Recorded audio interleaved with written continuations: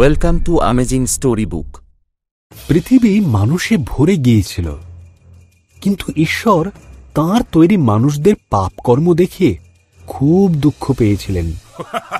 তিনি তাদের ধ্বংস করার জন্য মহাপ্লাবন ঘটানোর সিদ্ধান্ত নিলেন।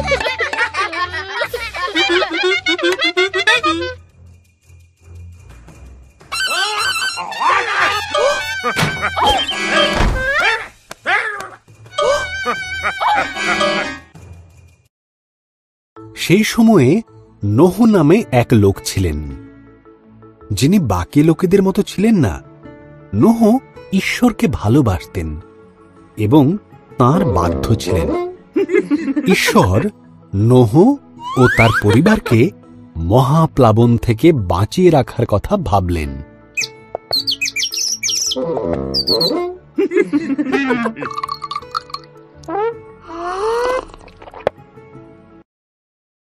ঈশ্বর নোহকে মহাপ্লাবন থেকে সাবধান করলেন।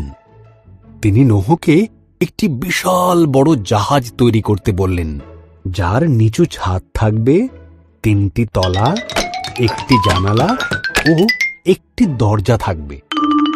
নোহ ঈশ্বরের কথা মতন জাহাজটি তৈরি করলেন।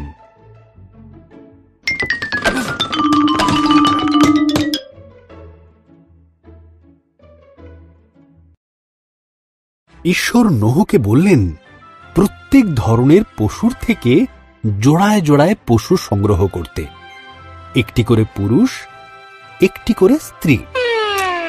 এরপর নোহ ও তার পরিবার বাকি পশুদের নিয়ে জাহাজে উঠে পড়লেন।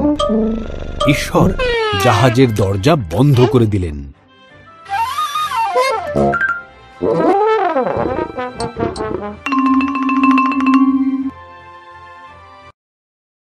40 দিন 40 রাত ধরে অবিরাম বৃষ্টি হয়েছিল। আকাশ থেকে বৃষ্টি পড়ছিল আর সমুদ্র হ্রদে জল বেড়ে উঠেছিল।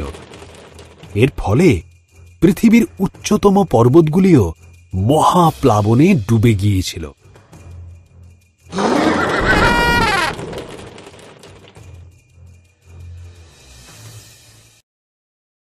এই অবস্থায় নোহ আর তার পরিবার ও অন্যান্য পশুরা জাহাজে নিরাপদে ছিল এবং তাদের জাহাজ মহাপ্লাবনে ভাসছিল।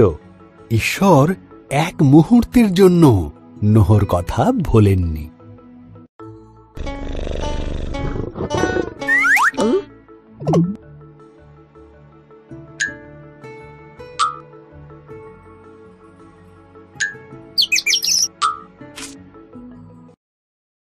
ঈশ্বর বাতাস পাঠালেন, জলের স্তর নেমে গেল, জাহাজটি আরারত পর্বতে থেমে গেল।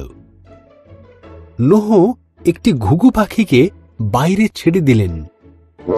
যখন পাখিটি আর ফিরল না, তখন তিনি বুঝতে পারলেন পাখিটি এখন নিরাপদে আছে।